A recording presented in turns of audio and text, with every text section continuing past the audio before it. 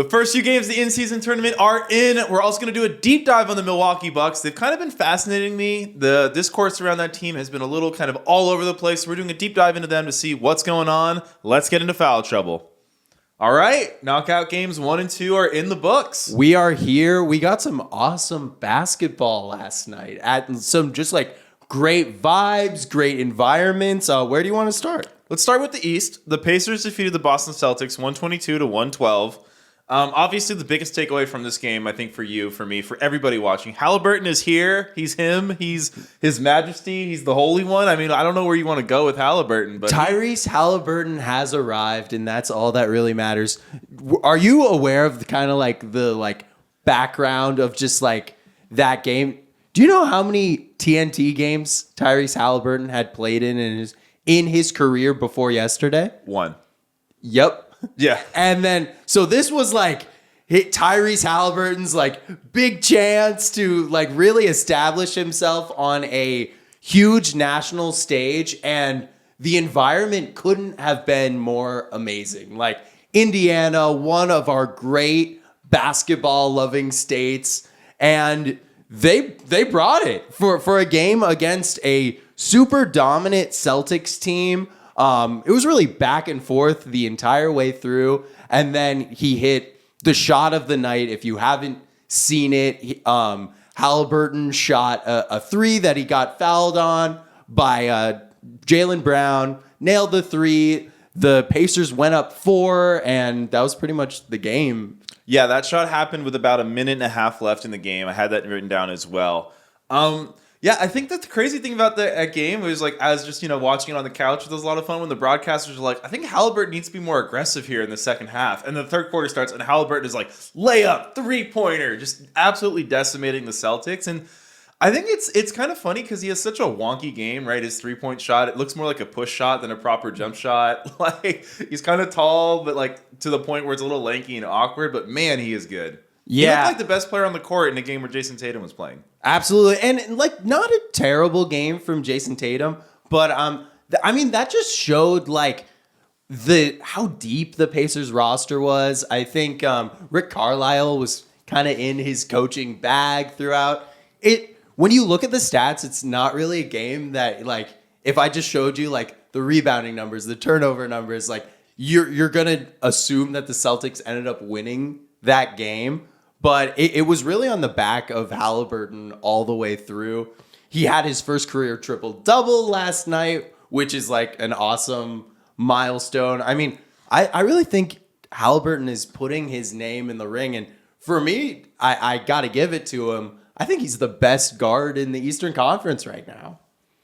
He might be. Yeah, I guess a lot of the best guards are in the West right now. I mean, we're going to talk about the Bucks later. I think Damian Lillard might have something to say about it. Absolutely. Talking Celtics real quick. I mean, obviously, I think the Celtics were big favorites in this game. I texted you about this. We talked a little about it before the pod. But, man, the Celtics are up by like 8 or 9. And then they run this lineup where it's like Jaylen Brown, Hauser, Pritchard. I think Drew comes in a little bit later. And that lineup kind of like lost the Celtics the game. It kind of went from Pacers down like 8 to like Pacers up 8.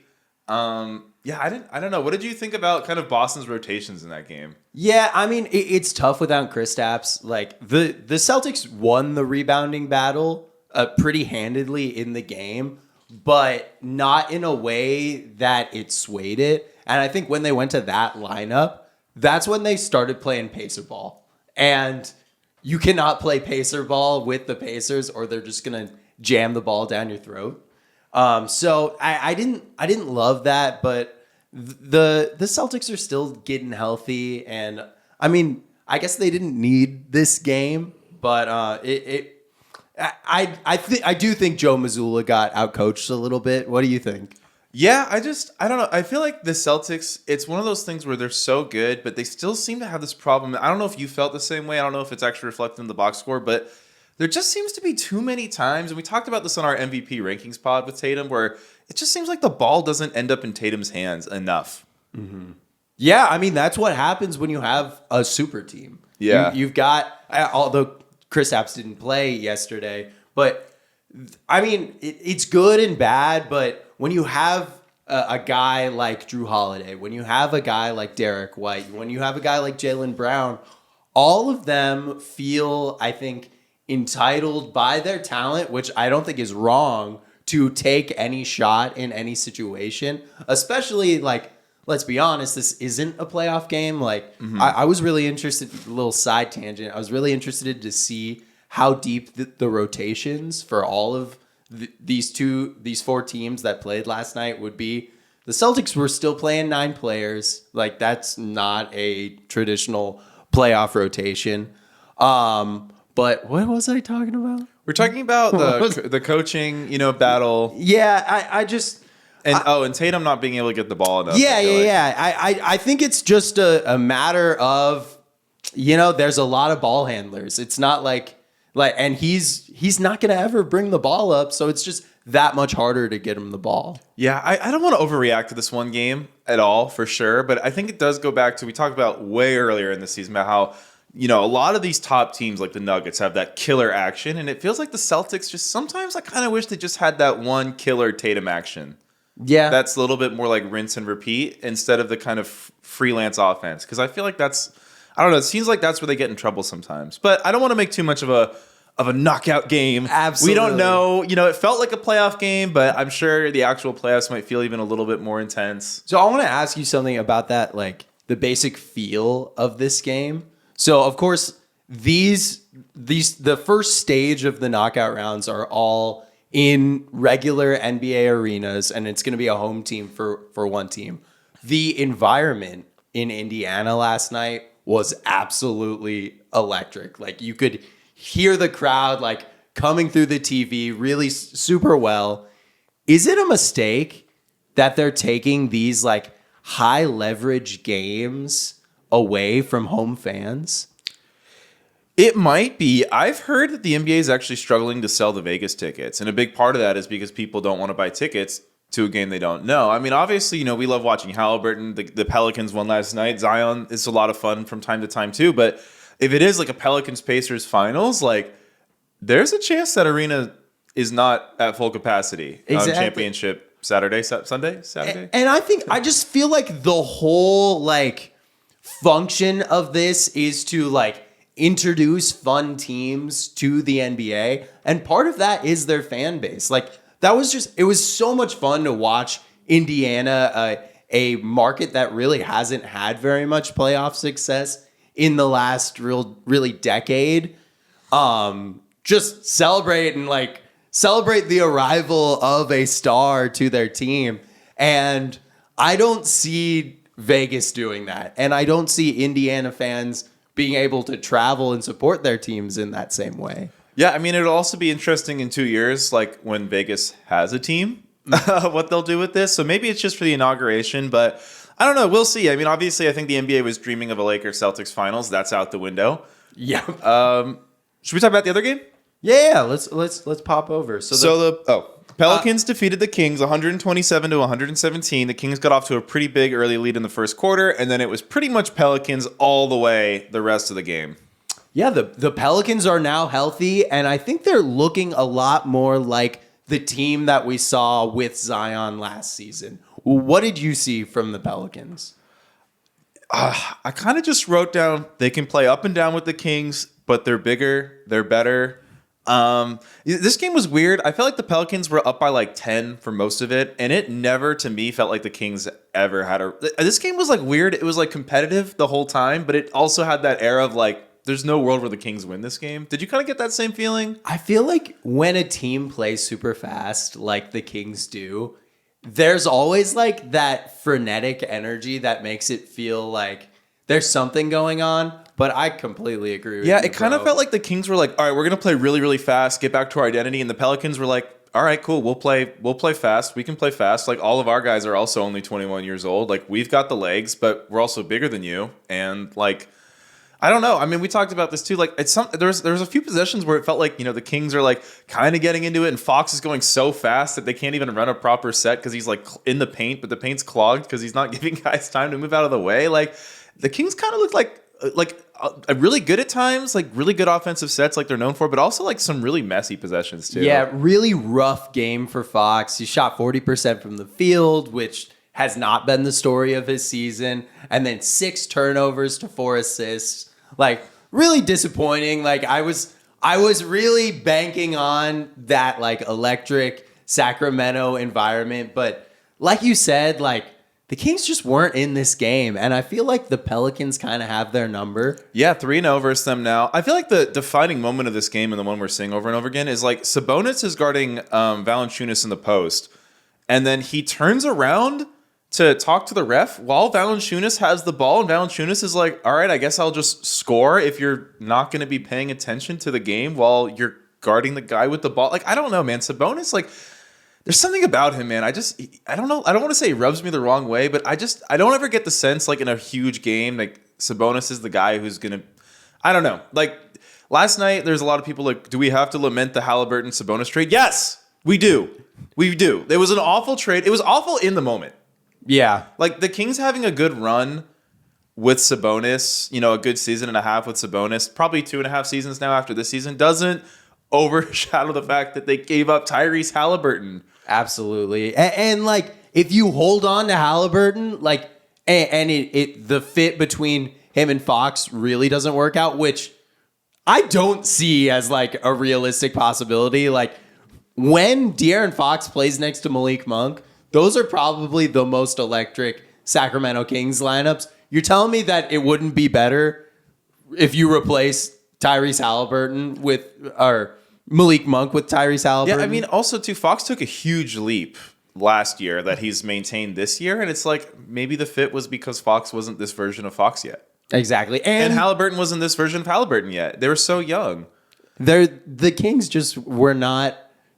They weren't ready to see what it was like to be an actually like functioning NBA team that drafts well yet. Yeah, I mean, I don't know. I don't want to dump on the Kings too much. The Kings are still a really, really good team, but I think this is just a weird matchup for them where their big advantage over a lot of teams is like speed, stamina, and it's like when you play a Pelicans team that's just like the same team as you age-wise, but just literally physically larger, it's tough. Yeah, I mean, like, especially like with the amount of point of attack defense that the Pelicans have in Herb Jones, in Dyson Daniels, in Jose Alvarado, it makes everything that much tougher for the Kings. And then their other huge advantage is the strength and rebounding of Sabonis. And when you throw a Jonas Valanciunas into that mix, or even a Zion, like the possession he tried to post up Zion, it just didn't really go well. And even the commentators were like, yeah, Sabonis can't really score on Zion. He doesn't overpower him. It was like, this is just not a good look for our guy, DeMontis. Exactly. And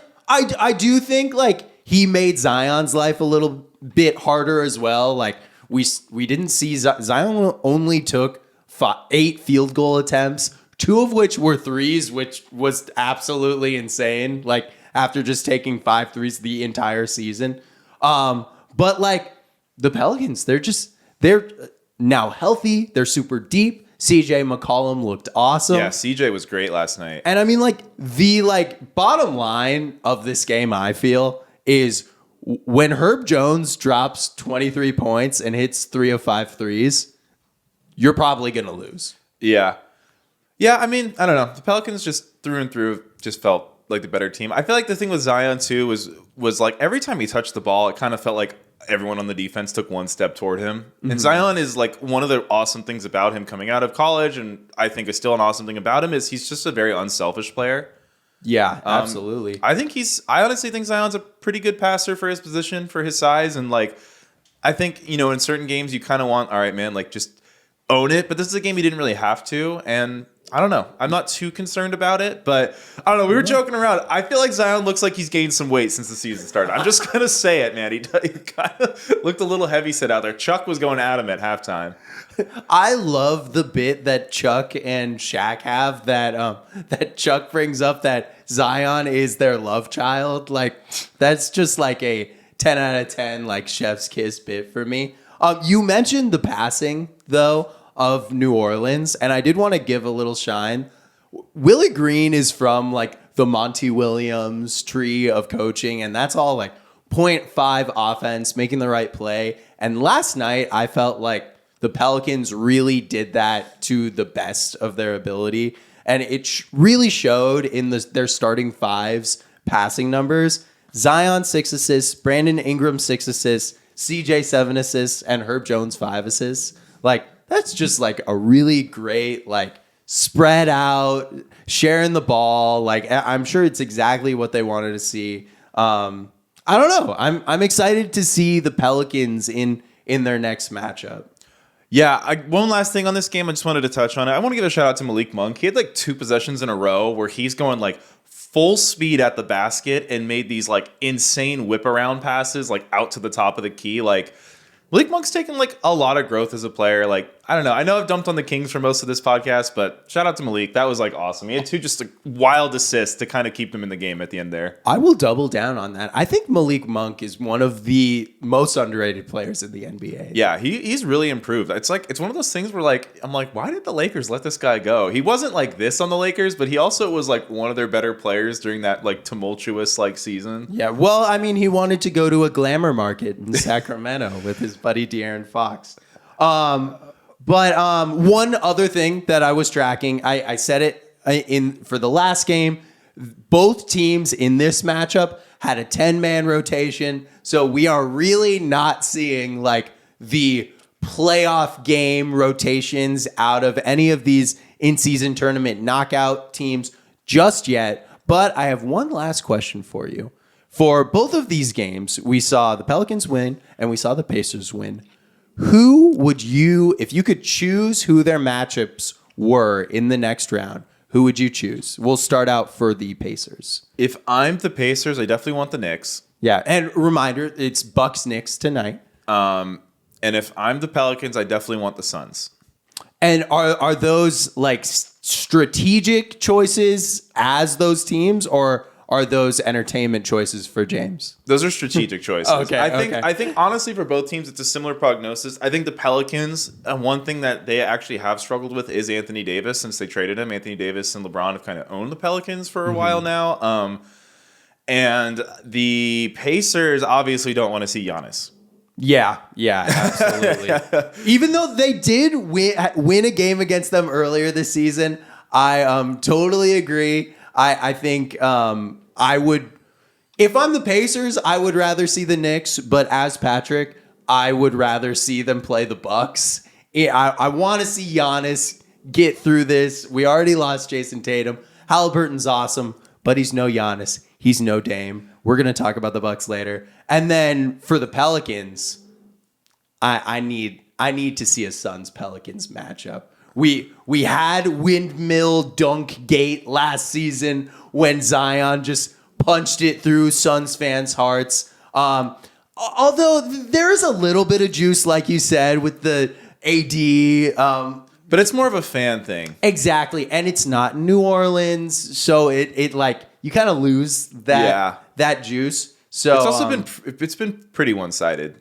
It's been very one-sided. And it's been a long time now. Like I can barely even remember AD on the Pelicans. It's been a while. All right, let's talk Milwaukee Bucks. So the reason I wanted to talk Bucks, obviously, pretty much every week, Patrick, me and you deep dive into a team. Like last week we did the Magic, and I'm always looking at lineups, right? I'm looking at lineups, and every time we do these deep dives, I kept noticing the Bucks starting lineup of Damian Lillard, Beasley, Middleton, Giannis, and Lopez. It's plus 9.5 after 314 possessions with 109 defensive rating. So the whole national narrative about this team is they're an absolute mess on defense and this isn't actually a good team and they're flawed. And I'm like, I just don't see what the real issue is when I look at the numbers. So I was like, we need to do a deep dive on the Bucks. We need to get to the bottom of this. So here are your Milwaukee Bucks. They are 14-6. They're third in the East. They have an 118 offensive rating. Overall, they have 115.9 defensive rating. That's 5th and 21st respectively. Plus 2.9 net rating, which is 11th.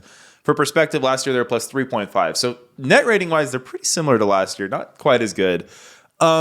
Here's the weird thing. I went through the numbers. I went through the film. And I'm confused. Do you want to talk about their offense first or their defense first? Let me tell you just the whole book on this Bucks team is you always hear the classic term, it's a make or miss league. And with this Bucks team, I have never seen more of a make or miss team, and it's in the first half and the second half. In the first half, they have all season long, they are the 23rd rated offensive team with 106.9 offensive rating. And in the second half of games, they have the second best offensive rating of 123. And I was like combing over the like numbers, the splits. Literally, pretty much every stat is almost exactly the same in first half and second half, except for shooting percentages. They just shoot way, way better. They go from shooting 34% from three to 40% from three. For some reason, like, this Bucks team just doesn't get up for games until the second half, and then they just go sicko mode.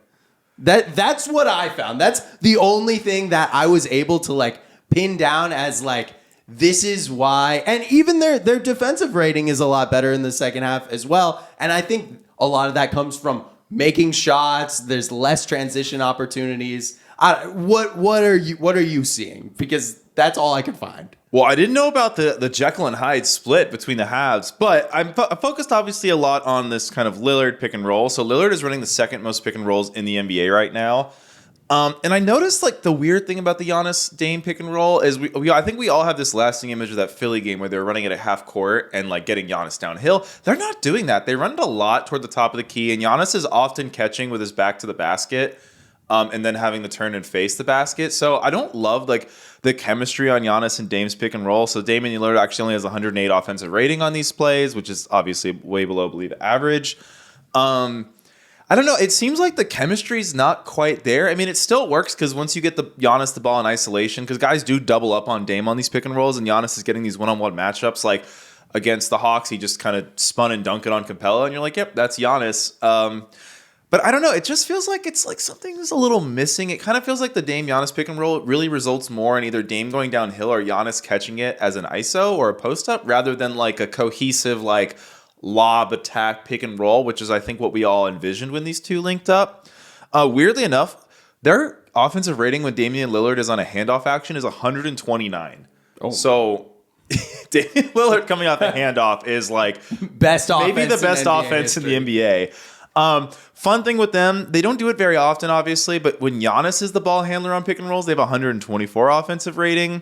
They ran an inverse pick and roll with him in campaign at one of their games, and it just got campaign wide open because teams are so afraid of Giannis going downhill, even when they go under these screens. And I kind of want to see a little bit more like Dame setting screens for Giannis, kind of a little bit more like Kyrie setting screens for LeBron back in Cleveland. Like, we've kind of seen it, you know, we envision this team, we envision like Dame and Giannis running down the lane and Dame lobbing it for Giannis. But really, I think maybe the better version of this is like Giannis ball handles, Dame gets an open three out of the actions. Yeah, I mean, I think you really found something there. That is another thing that I was able to find in those first and second half splits is, of course, Dame and Giannis both rock like insanely high usage rates always. Mm-hmm. But in the second half of games, they are Giannis's usage rate does go up about 3% and Dame's falls about 2%. So they are playing a little bit more through Giannis. And I do think like maybe that is the answer, like doubling down, saying like, of course we love you, Dame. Of course you're a point guard, but Giannis is our guy and we need to play through Giannis as much as possible. Yeah, I mean, I don't think this explains away everything, but I do think one like secret sauce component to Giannis's game that is stamina. I think it's like one of those things where when you watch an NBA game, you kind of assume all these guys are like full tilt on stamina, but clearly like Stephen Curry is probably like the best stamina athlete in the NBA. He's running around off screens. I think Giannis like probably has the best stamina for a big. Like his ability to just rise up for these dunks and play full tilt like the entire game, I feel like it's kind of underrated. And I think that is one of those things where it's like in the first quarter, the other team's like really diligent about building the Giannis wall and like really being on it. But as the game progresses, like he wears down on you, man. Like Giannis wears down on opponents over the course of a game. You want to hear my last first and second half stat that I got? Mm-hmm. Giannis in the first half of games, he has a -5 net rating, and in the second half of games has a 14.9 net rating. Like a 19-point swing. And I think that totally speaks to what you're saying of like, yes, Giannis is a like 1% big man, like conditioning, like just an incredible athlete in that way. But I mean, do you think it's fair to say at this point that we just need to reframe the way we think about the Bucks? Like for so long, we've been thinking about the Bucks as this like defense first. Like, of course, they've had a high-powered offense, but really where their bones are is on the defensive side. Oh, well, definitely this season it's flipped. Now, I think we just need to start thinking of them as an offensive juggernaut, and that's how they will dominate. Yeah.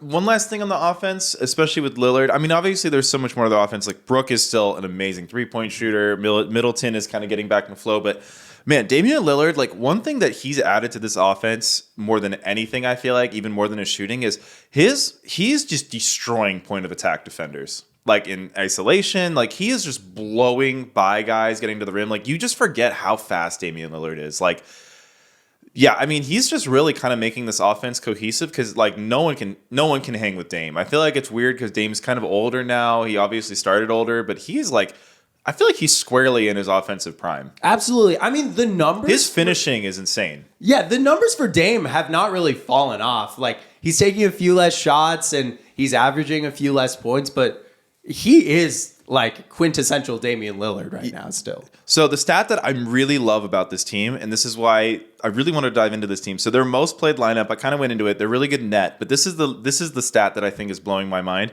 They have 118 offensive rating in just the half court. So this is a team that does not rely on defense and transition to get them buckets. This is a team that in a playoff setting can come down the court and just get a good shot in the half court. And I think that's one of those like offensive stats that when we head to the playoffs, I think is a little bit more important than your overall offense because you're going to get less transition opportunities. Like, and when it comes down to these like 2-point games with 4 minutes left and everyone's locked in, like, can you get a good shot in the half court? This team assuredly can. They're pretty much the best half court offense. When they play their lineup, that's going to be finishing games for them. Absolutely. And that goes down to like making shots, slowing the game down, and just like doing what you do best. And that's why I'm not really worried about the Bucks. Well, in a grand sense. Well, so let's talk about the defense. The defense is a little rough. Yeah. So again, they are 21st overall in defense. Again, their most played lineup is apparently good at defense. The film does not back that up. So this is a real issue they're going to have. Obviously, Dame's giving them so much on offense. Dame's screen navigation is really bad. Pretty much on any play involving a screen, Damian Lillard gets erased out of the play. Against the Hawks, first possession, basically, the Hawks just run him in some off-ball actions, and because Brook Lopez runs that drop coverage in the pick and roll, basically Brook Lopez drops back to defend the rim. They just allow all these mid-range shots, which obviously if you're going to allow a shot, the pull-up mid-range is what you want. But like when it's a guy like DeJounte Murray whose bread and butter is hitting that elbow jumper, like you get torched on it. The good thing for them is Dame tries. He gives a lot of effort. It's not for lack of effort, but man, like there's a couple possessions where he gets destroyed so bad on screens that DeJounte Murray like fakes using the screen, and then Damian Lillard ends up running like 5 feet in the wrong direction and he's out of the play. It's like, dude, they have no point of attack defense anymore. No, yeah. And it's not only Dame. It's also Malik Beasley. It's also Campaign. Like these guys are soaking up almost all of their like true guard minutes, and they're undersized. You know, like I don't think there's any scenario where you're ideally playing a 6'4" guy like Malik Beasley next to Damian Lillard. And they had some idea that he was going to be this like stopper, which he's never really been throughout his entire career. And it's went really poorly for them. I think he dies on screens just as much as Damian Lillard does. And it just makes Brook and Giannis's job so much harder. Yeah, I mean, here's the other thing too. I think personnel-wise, like this team is big. It has length. They are really good defending these like rim sets. But man, like Giannis, Chris Middleton, Brook Lopez, like are not good lateral athletes. Like even Giannis like tends to get blown by guards quite a bit. Like Jaime Jaquez shook him really badly earlier this season. Like, well, not only that, Giannis gambles. Like Giannis gambles. I don't know, man. Like they have a couple plays where it's like they put like when Giannis or Middleton's at the top too. Like guards are kind of like, I can blow by Middleton and Giannis because their strength really isn't lateral movement. It's like even Giannis, like it's vertical. I think it's not just Dame too. Like I had to note this play. So Trae Young's being guarded by Giannis on a switch. Trae calls for DeAndre Hunter to set like one of those like quick fake screens. Mm-hmm. And so now Trae's being like kind of like there's like this momentary hesitation where Giannis and Middleton are both like kind of guarding Trae, but they're both not doing anything. And then Trae just shoots a three because both of them are just literally standing there doing nothing. And I'm like, this team has defensive issues that are a lot bigger than Damian Lillard because it's also kind of like, guys, when Trae Young shoots a three, you need to contest because it's one of those things where if Hunter's not actually setting a screen, Giannis, like, get through. Or Middleton, if Giannis isn't getting through, like, help. Because you're not worried about DeAndre Hunter running around. Like, I don't know. Also, schematically, the drop coverage, we've seen it have a lot of success for this team, for the Jazz when they had Gobert. But, like, man, there's going to be a playoff game they lose because they allow, like, 30 Trae Young floaters. And, like, Trae Young's one of those guys where, like, you really don't want Trae Young getting into a rhythm with that shot because he will hit it over and over again. Like, well, not only that, think about their greatest playoff foe over the last 10 years, the Heat.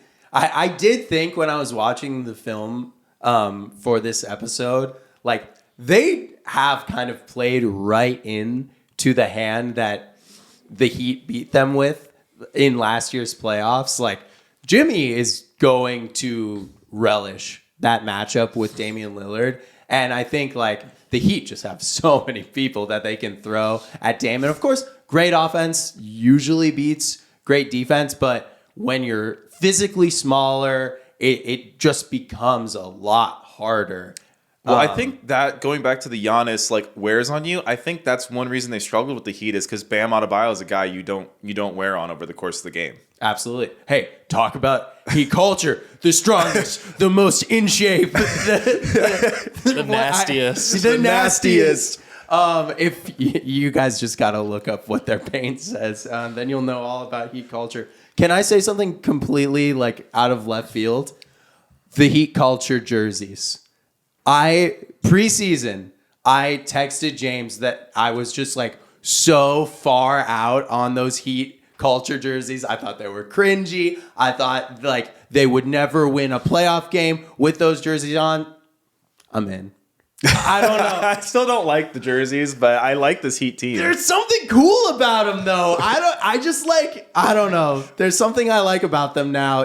Seeing them play in it. I need the Heat to go back to the white hot playoff jerseys. I mean, that's a creme de la creme jersey right there that we just don't even deserve. But I like the Miami Vice ones. I thought those ones were sick. Yeah, I mean, Miami Heat have the best branding in the NBA. I don't think this year's jerseys are quite there, but whoa! The Phoenix Suns would like to put their name. You guys ran the same jersey like 4 years in a row. The home and away jerseys always are like mid. I actually really like the ones this year. Yeah, but the alternate jerseys are always the best. Anyways, back to the Bucks. Back to the Bucks. So this is the moment I noted. So 2 minutes, 34 seconds left in overtime versus the Bulls. Vucevic sets a screen on Lillard for Kobe White. Lillard proceeds to die in the screen. Kobe White gets him on his hip. Brook drops to like kind of be there to defend the floater because they're allowing that over the course of the game. And then all of a sudden, Vooch just walks behind him and gets an open dunk. And the Bulls, without their star players, maybe better without their star players,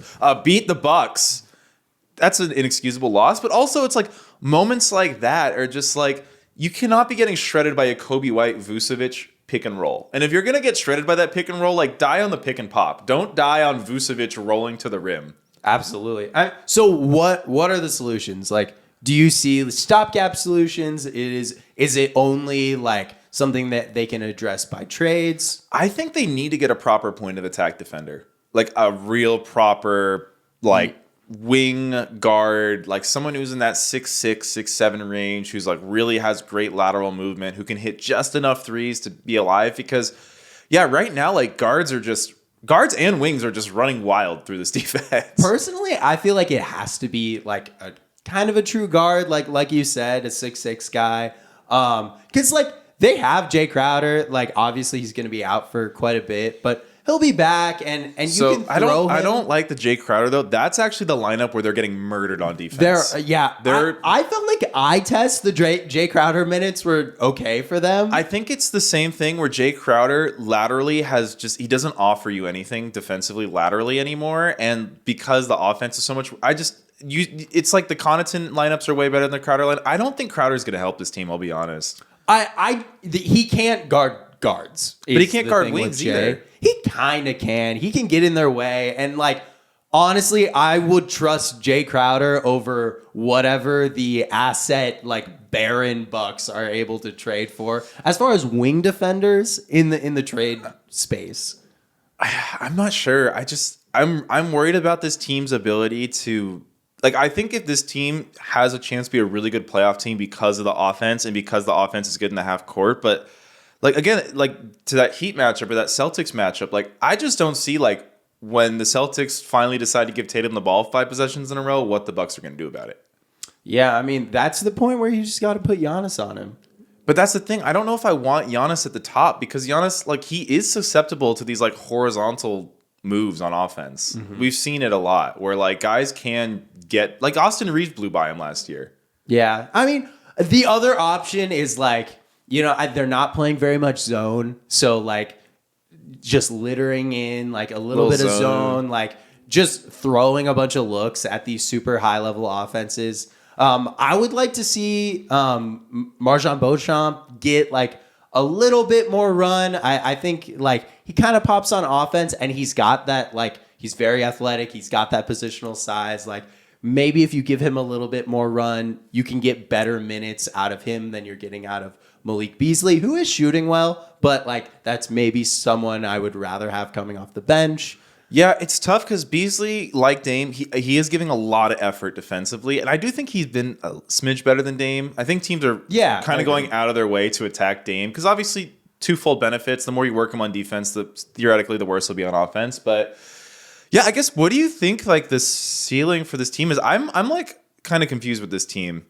Like, I think when they tighten the rotation, they're playing their most played lineup a bit more. Like, we'll see if those numbers are real or not. Obviously, we're kind of at the point in the season where the numbers probably are real. They've played over 300 possessions. That one lineup that is apparently good defensively, like, it should stay good defensively. But I'm just a little, like, I don't see it on film. There's one more thing that we need to talk about that we haven't mentioned in this discussion, and it's that Chris Middleton is still only playing 20 minutes per game. I think Chris Middleton is...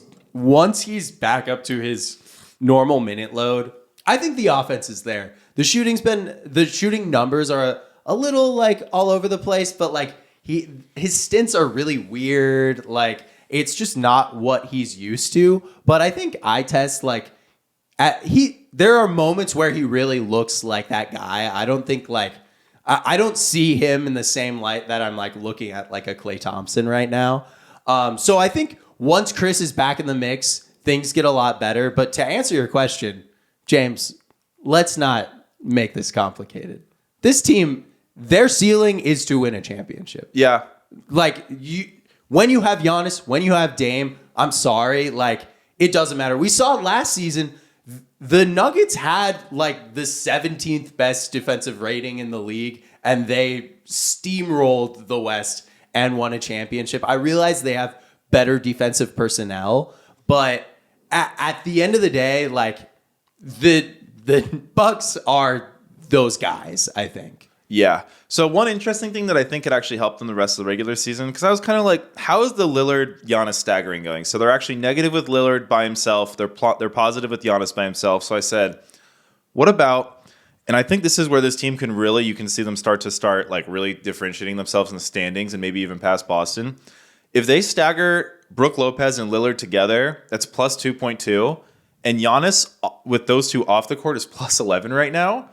Mm-hmm. So they kind of have this like staggering of those three guys that makes sense in a way where like if you just kind of keep Dame insulated with rim protection and then you let Giannis handle the rest of the minutes where they're not all together, like, man, there's not a single minute where that team isn't a good offensive team. Yeah, I'm glad you said that. I did notice, and the numbers don't really bear this out, but I do think Bobby Portis might not fit as well on this team as he has on Bucks teams in the past, because he plays really well with Giannis, but he's not really the ideal like guy that you want Dame running around with. I would want to put him with like a little bit more switchy defenders. They're always running two bigs with Dame or with Giannis, Brook, and Bobby. So I think maybe that could be a trade chip. Like, I think he's still a valuable piece in this league. And then again, he could just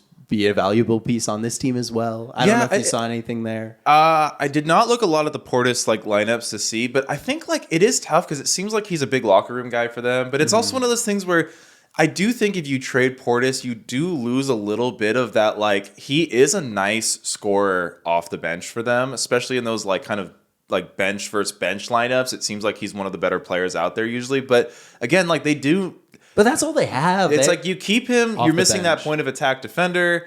You get the point of attack defender, all of a sudden you're missing these like kind of crucial points there. And yeah, I don't know. It is kind of tough because I know it seems like you're a little bit lower on Malik Beasley, but I think he's just fit really nice into their starting lineup offensively. So it's kind of weird too because they need to add the skill set, but they're also one of these teams where it's like, but who do you... Obviously, Beasley's the guy you take out, but you lose something when you take him out, too. My thing with Malik Beasley in the starting lineup, I love him as a six-man for them. I think you're totally right. He's giving so much, like, I give a fuck energy, which I love and, like, obviously they need. But I just don't really see it being a tenable long-term fit having Dame, Malik Beasley, and the current version of Chris Middleton in their starting lineup. Defensively. Yeah, because offensively, it's been beautiful. Offensively, it's awesome, and it's like a house on fire. And if we're just committing to being like this super dominant offensive team and just like taking our lumps on defense, okay. But it doesn't seem like that's like the identity of this team and what they want to do. Yeah. Yeah, I mean, it's gonna be interesting to see where the Bucks go. Again, what do you see as the Bucks ceiling? I'm worried that this team is going to get shredded again by a team like the Heat or even the Celtics. Yeah, I mean, if that happens, the thing with the Celtics matchup is the Celtics just, again, it's like, I don't know if it's a Missoula thing, but just keeping a note on like they don't seem to play to their strengths quite enough when it comes to like, you know, push comes to shove time. But yeah, if I was the Bucks, I'll be honest, man, I'd be terrified of a Heat matchup. Yeah, I would much rather play the Celtics if I'm the Bucks than the Heat, especially because I think the Bucks can kind of lull the Celtics into just falling in love with the three. And then it's that classic Celtics thing. Like, we even saw it in the Pacers game. The Celtics didn't shoot very well from three, and they lost. And that's just what happens with the Celtics. But when you get into a war with the Miami Heat, it's just... you don't want to. That's not a war you want to be in. It's not a war you want to be in. Absolutely not. You know, a series I want, because we have never gotten it during this whole era of NBA basketball, we've never gotten Sixers Bucks. And I think that would be a fun series. Yeah, I would love that. Yeah, there's so much. Both teams can throw so much at their best players. That would be a lot of fun. Oh my gosh, Damian Lillard would be in hell getting switched on to Tyrese Maxey though. All right, let's head to best take, worst take.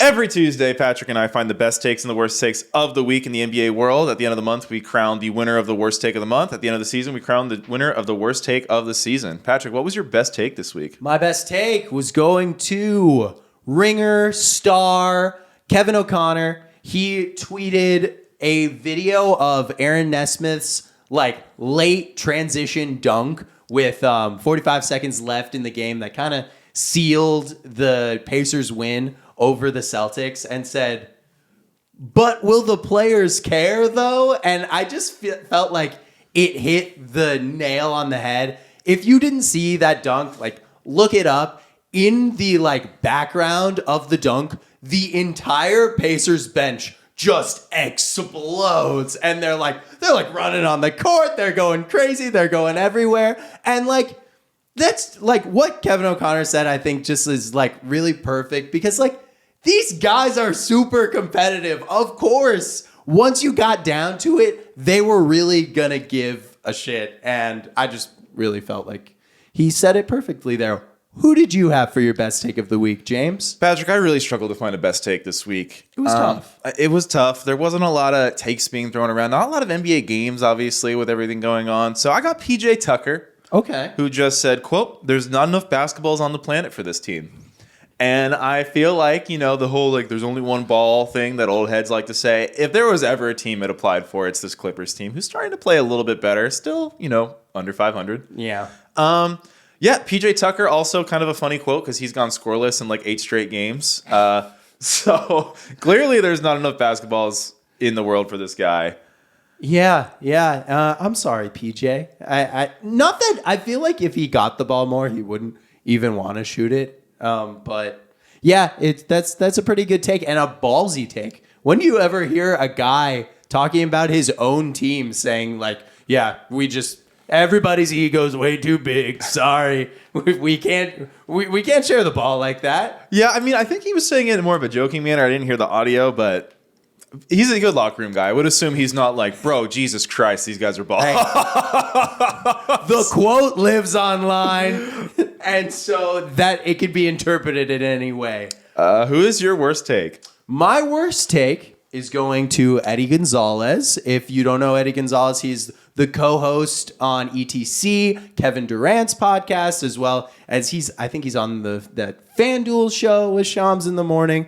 But yesterday, he tweeted, Derek White is greater sign than Tyrese Haliburton if I want to win basketball games that matter. So basically saying Derek White is better than Tyrese Haliburton. And that is just an objectively awful take, especially to make yesterday on National Tyrese Haliburton Day of all days. That is an awful take. It's an awful take. That a couple in Devin Booker's younger years, I can't remember who tweeted it now, but a big basketball writer tweeted that Danny Green was better than Devin Booker. Oh, I think it was Nate Duncan.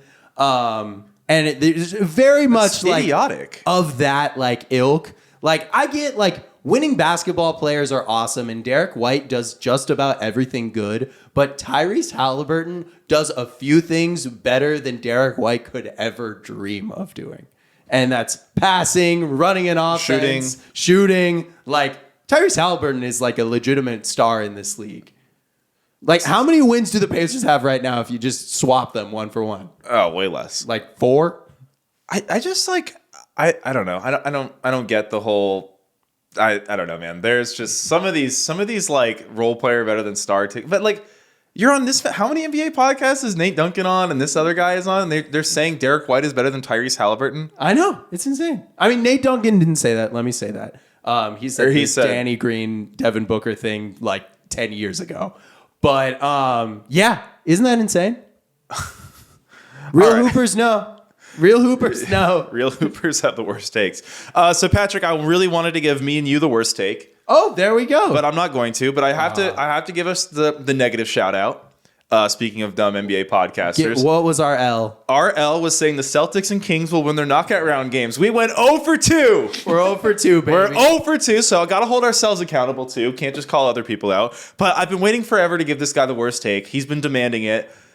He's probably the worst taker of all time. The crown king of bad takes. It's Skip Bayless. There we go. Skip Bayless said, quote, "Nobody ever called Michael Jordan a bitch."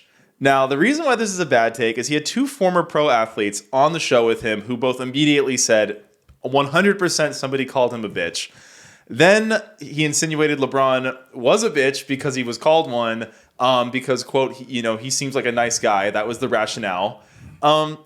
Skip Bayless is probably never... I guess he did play high school basketball. I know his stats weren't great, but he played, right? He was on the court at times. Yeah. He definitely heard what was said on the court. There's a lot of trash talk in an NBA game. And then when 2 other pro athletes are telling you, hey, man, he's definitely been called that. We would know. We played pro sports. I'm going to be honest. I saw this take, and I knew that I had to steer clear because you would be all over it. An absolutely awful take from Skip Bayless. And he's, at this point, I feel like it's just the bit. It's just for the bit. Because, what are you talking about? Of course people were calling Michael Jordan a bitch. And after that, Michael Jordan cut their throats out. And Yeah, that's what Michael Jordan does. What other people do to Jordan takes nothing away from Michael Jordan. Yeah. He can't control what other people says. And like Skip Bayless, why don't you go online and see the mixtapes of LeBron James destroying Ime Udoka throughout their careers? Because, maybe there's a little bit more behind it than just like this random game in December. Just a terrible take. So so what is the worst take then? Is it Skip Bayless or is it was it Eddie Gonzalez you said? Eddie Gonzalez. Max, what are you thinking?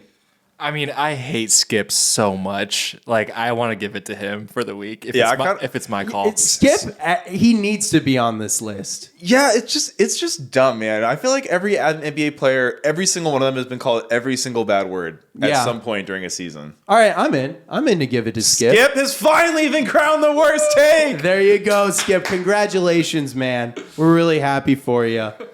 So I got one more. You saw the video, right? When his face, they're like, why do you think LeBron's a bitch? He was like, well, he's a nice guy. Like, I don't know. His face of like, I know I'm making a straw man argument was just, I've got one more question for you. Yeah. Did you see Chuck's guarantee? He guaranteed the Celtics were going to win, right? Or no? Yes. Charles Barkley guaranteed that the Celtics are going to win the championship yesterday at halftime of the Celtics-Pacers game. Are the Celtics done?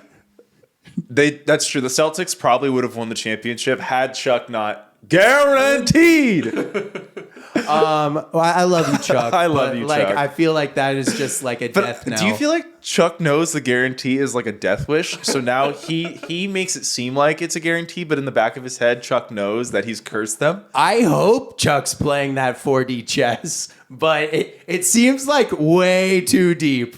I feel like just Charles Barkley is just such like an upfront and honest guy that he probably really feels There's that way. No like nefarious intention. But as a Suns fan, I hope he's putting voodoo on the Celtics just to do it. Anyways, you got anything else, my man? No, I'm excited for Lakers Suns tonight. Obviously, it's a big game for you. Huge. You know, if the Suns win, they get to be talked about on the podcast again. If they lose, they're banished to the Shadow Realm. Until Bradley Beal comes back. Bradley Beal already out of the running for awards because he's missed that many games so far. Wow. Do you guys want to make predictions on the games tonight? Like, who's going to get the dubs? Oh, I mean, we already picked I picked the Lakers. You picked the Suns. Are you feeling any different about anything after we saw just the vibes of? I mean, there's like in-season Lakers. tournament? There's some Lakers discontent, but I don't know. Well, now that the Kings have lost, oh man, I'm feeling a little Lakers. They are the greatest in-season tournament team of all time. That's true, and they do. They would have the number Vegas. 1 overall seed. They do own Vegas. That's where Magic Johnson's first ever Lakers game was in Las Vegas. If the Lakers win the tournament but continue to be like a slightly above 500 team the rest of the season, it's going to be fun. yeah, that would be fun. I don't know. No, I'm sticking with my picks. I picked the Bucks and the Suns to make the finals, and I'm sticking with my guys. We're gonna have a 2021 NBA Finals rematch for the NBA Cup. Yeah. I guess that's the other thing. The beautiful trophies. Yeah, they're gorgeous. They're so nice. Tiffany comes through once again. Do you think I think the courts are gonna be black and gold.